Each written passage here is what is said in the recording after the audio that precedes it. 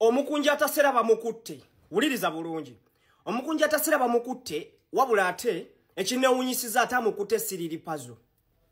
Are we together? Omukunja atasera bamukutte naye amukutte Sirili Puzzle. Kubanga bagambye omukunja atasera agenza okureportinga tavuddeeyo naye okusinziira ku fayiro bamutadde ku fayiro ya Afande Mia. Afande Mia mujjukira oluyimba mukunja atasera luyayimba nga aline bana abasirikale ababiri. Kati omusango gwe bamuvunaana gwe gw'okuteeka abasirikale b'eggwanga mu luyimba lwa protestive vote. Okitegeera bulungi okusinziira kuba muli ku lusegere bakyalibe bangambye we bati nti bamukutte naye ate Sirili Puzzle. Ekimukwasiza fayiro ya Afande Mia kuteeka basirikale mu luyimba lwa protestive vote.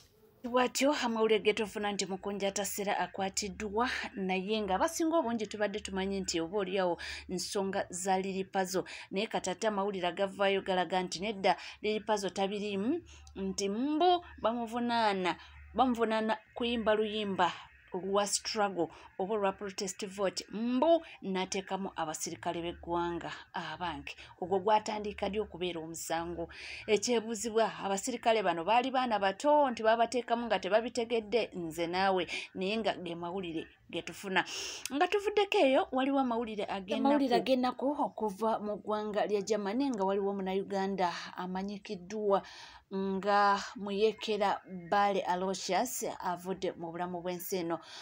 Kigambibwa omwami ono abadde ng'ali mu exile okumalira ddala emyaka 43. Kitalo nnyo era kitalo ddala. Wano waliwo akatambi ng'agezaako okulambulula by then akatambi kano yakakola ng'ali mu ddwaliro ng'agezaako okuba nga alambulula ensonga oba oliawo okuba nga abuulirako Bannayuganda embeera mwali era n'atusuubiza nti ajja kuba bulungi n'asaba Bannayuganda bamusabire but unfortunately tasobodde kuba nga asimatuka. Bantu bange mbabuuzaako ndamala bakabuliriro ennaku nga 3 mabega olumbe lwankuba wansi aluva ku mutima nga ogwamu amaanyi era mpitira ambulance ne bantwala mu ddwaliro era ndi mu intensive care naye nga nsuubira nja kuba bulungi kuba obugenza bwa Mukama mpeeyo mbaagala nnyo musabireko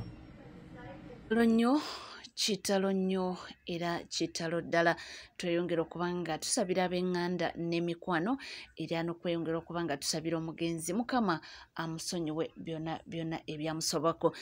Eyo nga tuvuddeyo tukyatunuulira ensonga nnyingi nnyo ezigenda mu maaso. Tulabeko akatambi omusirikale Mukiibi ogwakoze ffujjo ku mwana mulenzi Dan Magic okukakana nga amukosezza.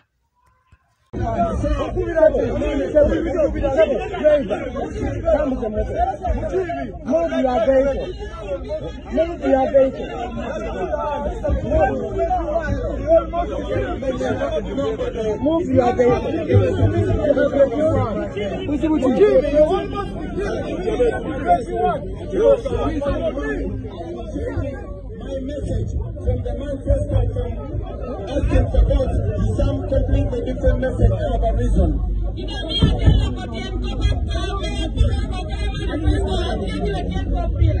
We have made it our mission here in Lagos to preach unity, to preach love, and to preach reconciliation.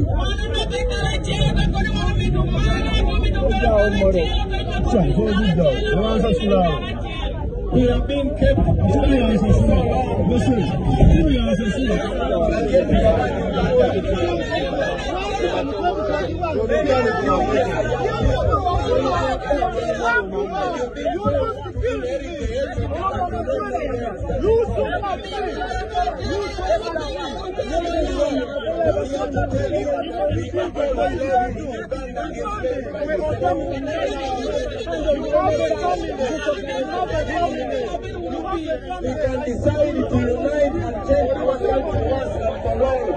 Katambi nga wokalaba babadde bagezaako okubanga bablockinga president w'ekibiina kya NUP omukulu His Excellency Robert Kyagulanyi Ssentamu aka Bobi Wine okubanga yeeyongerayo okutuuka mu kifo gy'abadde alina okubanga ate akuba laleye oba akubira kampeyini ze bw'atyo omwana mulenzi Dan Magic kwe kuvaayo agezeeko okubanga oolyawo annyonnyola omukulu ono naye amukozeko bambi effujjo ate nno nga akozesa mutwe ogubaddeko helemeti okukakana nga amutuusizzaako obukosefu. Tuvuddeko era nga tweyongerayo mu mawulire ag'enjawulo nze bwendi okubanga nga kutuusaako yesuwaliwo amawulire agava ku kabira njogera ku Fangoni Forest nti Alien Skin mbu embeera ye si nnungi era nga essaawa yakakati wetwogerera ali mu kufuna bujjanjabi. Facebook family muli mutya mwasibye mutya abantu bange abalungi kansubire nti muli bulungi bulizi wamwe waneeno bantu of course ataani omulala katwala akakisa kano tusabire Mafia Boss the legendary artist top 10 Alien Skin CEO Fangoni Forest mukama mususu obulwadde Alien Skin nkusabira owone era otereere bulungi osumbuwe eggwanga mu buge amawulire gego agava ku Fangoni Forest era nga nalabyeko abawagizi be nga bagezaako okuexplaininga kiki ekyabaddewo okubanga bosi waabwe oba okubanga kibanda waabwe ali mu mbeera eyo. Okay, kakati breaking news amawulire agaliwo omuyimbi amanyikiddwa nga Murwana Patrick Alien Skin ali mu critical condition. Chidam omuyimbi amanyikiddwa nga Murwana Patrick Alien Skin ali mu critical condition. Kigambibwa nti olunaku lw'ejjo yabadde ng'ali ku meet up oba olunaku lw'ejjo yabadde ali mu mbeera ey'ekiwogwe like ng'ali mu embeera y'ekibirabira ey'ekisujjasujja era olunaku lw'ejjo we havinze meet up ne bafanzi be ndowooza ekisujja okuba ekibeera ne kyeyongerera ddala ng'era essaawa eno ali mu receiving medication galiwo era katumusabire for a quick recovery. Sabireko mukama amukwateko asobola okubanga asuka bulungi. Nga tuvuddeko era nga tweyongerayo mawulire ag'enjawulo ye mwana mulenzi Dictator Amil essaawa yakakati wenjogerera masanyu meerere anti ayingizzaawo Toyota Aria mpya ttuku era nalabyeko abaana nga bagamba nti oba kati Chosen Beka awulira atya munnanga awulira bulungi anti kubanga naye gyali musanyufu ate ye ne mukulu Dictator Mill naye tumusanyukirako era tumwagaliza birungi byerere mukama amuteeremu obwangu buli kimu kyakola kisobola okubanga kitambula bulungi. Eyo nvuddeyo waliwo wanene aguddewo olutalo sematalo ku Bad Black nono Bad Black gwemanyi simanyi ebinaddirira naye ono avuddeyo n'amulangira simanyi yeyawasa era yawasa akasajja biki biwanvu naye Bad Black wanaaba yanukudde mujja kubanga mubuulira ate nga totereezezza mukisa emmana bagenda gizina nga ssente bazikuba zikuyite mu ngalo mulabire ku Bad Black mumulabireko akyapangisa president w'emmana akyapangisa ali muzigo kati Tereza mukisa gwo ali muzigo ate yawasizaayo n'omusajja mu decoding embasa buli ajjanvume anomba bwebinnyo ali mu muzigo ate yawasa akasajja kati wokakasize emmana gyatundidde emyaka ameka nze nagenda ozalibwa nga atunda emmana nkuze nzadde abaana akyatunda mmana olimba nawe ate nkulimba ne wasuula mmanyiiwo ali mu muzigo temwamulabako ne 2 years back ndowooza nga bamugoba landlord nga amugoba mbanja emyezi 6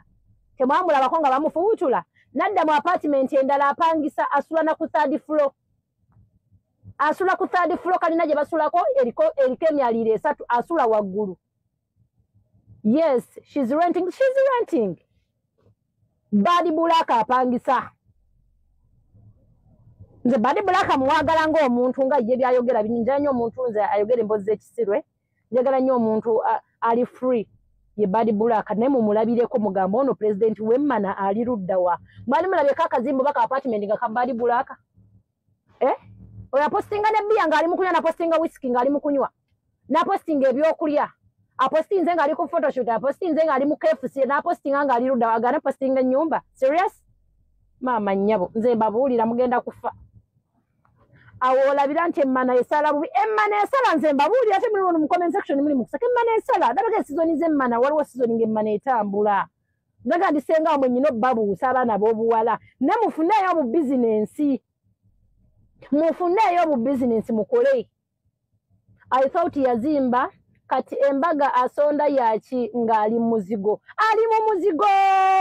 mama nyabo asula na ku third floor embabulidde emmane sala mukwano ne bakuzina ne bakungabo bakuzalamu abaana tovanga ku manager otunda tenga bakuzalamu yabere kusaze Uganda bwe bakuzalamu by mistake. She is now in full house but is still renting. Nabo basula mu nyumba ewedde ng'okyapangisa mukwano obeera opangisa kati mulaba ennyumba gyendi mu kuzimba itsiya ekyali ku site tennaggwa egenda kuba nnene teri emu nno teriiweemu mugiraba ndowooza ne langi tebannasiiga ekyali ku site egenda kuba yakupangisa n'oliwo omusangamo ogamba nnyumba ye waba akute video bwakwata mulimu bedrooms 3 mulimu biki aba ali mu muzigo mukwano asula mu nyumba y'emitwalo 2 n'asula mu yakakadde mwenna mwebaka ate era babakonkona ne bababanja ate gwe yakakadde bakubanja bubi. A blessed life, always best. But she's renting a full house. Still chapangisa jonna mizigo. Weba musondedde neziwera nkaaga embaga najongerayo. Tezaweze omanyi obeera n'abagagga bongolozo balina nga tewali nga tobalinaawo mukwano embaga we bajongeddeeyo oyo badi bulaka mugezi sente agenda kola mbaga oyo badi bulaka mugezi ayinza banoonya kapito kati agala kufuluma mu ggwanga agala kubuuka ez'omusiro omugezi yalya mumuwe nze nange n'amala gira bwati muwaayo ne buba bubirimbu muwa badi bulaka simunaako yaddembwa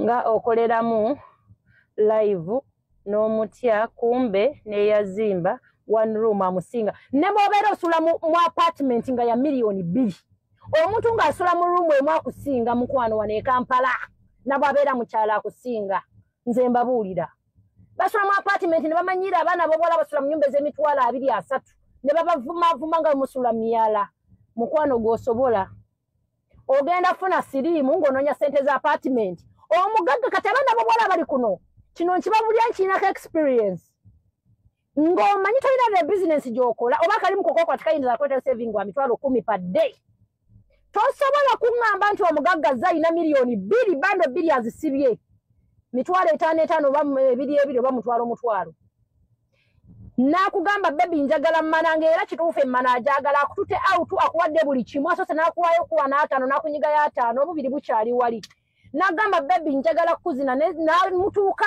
jjukira mwe musooka okunywa bbiya ate kyandise okuweweeta muli mu mmotoka n'osaba kondomu temusaba kondomu babazinirawo nga kyemmanyi ono alugulidde ku pata era kyemmanyi n'ekirala nti maama Jona tazikiza tujja kubanga tugaba tuusaako ffe tubaawo era olutalo nno maama Jona anaaba amuzzeemu gwonna mujja kubanga mugafu buddewo waliwo amawulire amabi agava e Saudi muganda waffe abadde bamuyita Tabisa Namuganza essaawa ya kakati wenjogerera mbu zembuyaga ezikunta amawulire agavayo kigambibwa nti mwana muwala ono abadde yatwalibwa kubanga alabirira oba abadde alabirira mukadde era kigambibwa nti omukadde ono abadde amusitula buli kana nga bw'obimanyi situla twala naaza kola bwoti kakati mbu abadde yatuuka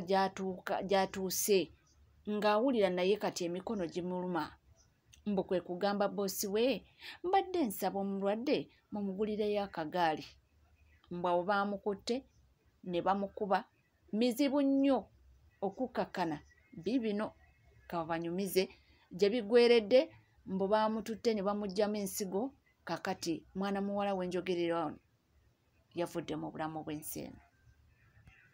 Omwana ono ali wano kigambibwa okuba nti nno omwana baamuggyeemu ensigo. Nsaba muntambulize eno video entuukire ku kampani ya Elite Winner esangibwa e Kawempe. omwana ono abadde asitula omukadde mu kiyumba. Olunaku lw'eggulo yagambye mukama we inkoyo situla omukadde munfunira akatanda akanasitulanga omukadde ng'omwana omugongo gumuluma. Mukama we yakubye ono omwana agamba yagenza okudda engulu ng'omwana ali mu ddwaliro ng'olubuto lwe lwonna baamusazeesaze nga baamutunze ne wuzi.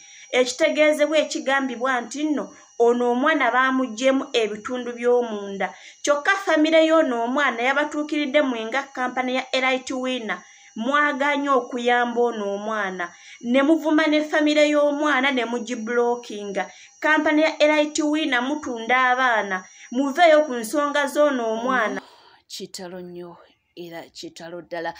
Nyina n'obutambi obuwererako ddala nga abantu b'enjawulo bavaayo kubanga be-explaininga ku nsonga zino nga babadde oli n'agamba nti navuddeyo n'enkola akatambi nti tuwudde nga tulajjana bannange baganda baffe baggwawo naye ate embeera yefoosinga omuntu n'agamba nti kaŋŋende njiye oba tomanyi nti munnange gy'ogenda okuyiyiza ate oluusi tejjatambula bulungi.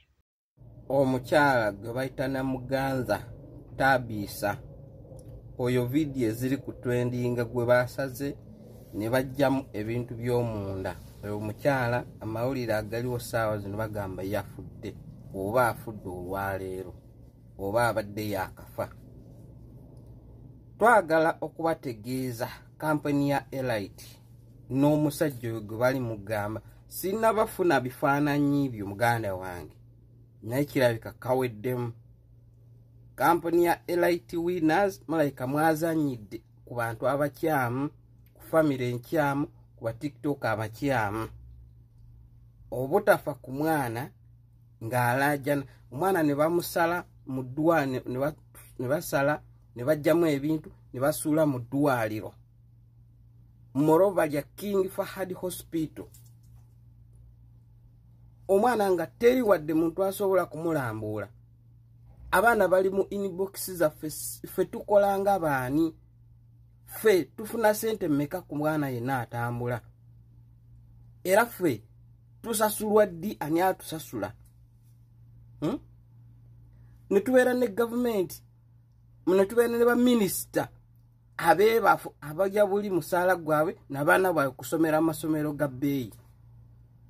Tusaba Mukama Katonda ku luno ng'ebagenda okulonda mpulira ndina mukaaba ge mazima ng'ebagenda okulonda Mukama Katonda tuwe ababaka abategeera tuwe ku babaka abalumirwa kye bayita omuntu ng'omumaka asobola okwefiiriza n'akwata mu ssente ezize n'alwanira nkuba kyeyo.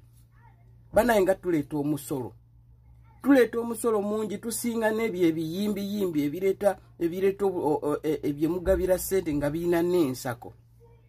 Nkuba kyeyo n'ogenda ku kyeyo n'ofiirayo n'okomawo ne bakuziika nga tetulina wadde n'ensako esobola okulwanira nkuba kyeyo. N'ova mu ggwanga nga bakusala ssente osindika ssente bazisala naye bw'otuuka okufuna obuzibu weerwanako wekka. Embasi eryemu mu Riyadh nye omwana nasobola okubeera Jazaani tebasobola kutuuka Jazaani. Omwana ali Jida tebasobola kutuuka Jida era abafuna service baawano ba mu Riyadh ate si bonna. Bannange omwana baamusazi omwana mufu. Omusajja wa Elite Winner bannange naafuna ebifaananyi byo. Abaana ba complain bali kuyomba mu group. Omwana nga alaaja nyoyo. Sigwe mulundi okusooka nga abalaajanira naye kuba temufaayo mukusa mbuto. Omwana akomana mwe contract awo ku kisaawe. Gye mubasindika temumanyiyo. Eno abaana abamu batuuka nga balwanira n'emmere ku kampani gye mubasikutte. Okuva e Uganda mumusindika ku Saudi ne batuuka nga balwanira n'emmere ku kampani nga tebalina ekyakulya. Naye gwe omulimu gwabadde guba guwedde. Kampani ya Elite Winner mukoze bubi okolesa omwana oyo abaana be. N'alaaja n'agamba abaana bange. N'alaaja n'agamba abaana bange naye nga mwe abaamutwala abamulyamu ssente. Tukimanyi bulungi babboosi baba basasudde omwana okuva eno. Okusasula omwana okumujja eyo ng'ali mu mateeka ng'egye baalese etteeka kati saa zino bboosi buli kyasobola okukola mangu ng'etteeka terina batandika okukola. kuba kadama asobola olikola era mwegendereze bankuba kyeyo kubanga ababosi babajjeko obuyinza nyeke naafuna ebifaananyi byoyo simanyi director wa Elite Winner tugenda kwabika oba kampuni kikuba kisuula wansi tujja kisuula kitalo nnyo era kitalo ddala. Waliwo audio gye naguddeko oba gye nguddeko ko awaawo nga omwana muwala ono ng'alajja oba yabadde ayogera ne bbaawe oba yabadde ayogera ne nnyina ng'amugamba nti ndabirira abaana bange nze sigenda kudda bansaze banzigyemu ogani zonna z'omunda sigenda kudda ndabirira abaana bange bambi mukazi wattu ng'alajjana naye akati amawulire ge tufuna tibambi yafudde. Kigambibwa nti koodi yako ke yakoze yabadde mu ddwaliro nti nga bamaze nonno mbo basoose ne bamutwalako oba ku offices ate mu boosi we n'ajja n'akomawo n'amunona mbu ye yalowoozezaawo nti oba amusasulidde tiketi amutwala ku airport kunno yagenze okwekanga okudda engulu ng'ali mu ddwaliro. Omusawo mbu ye yamuyambyeko n'amuwa ku ssimu eyo mwana muwala n'alyoka communicatinga kubabuulira nti nze ebyange munnange sigenda kudda. Kitalo nnyo era kitalo ddala. Oyongera okuba nga weekumidde ku Legit TV 256 tuweerabira kubanga osubscribinga ringinga that notification bell sharinga likinga ebisigadde nkomawo nabyo tova.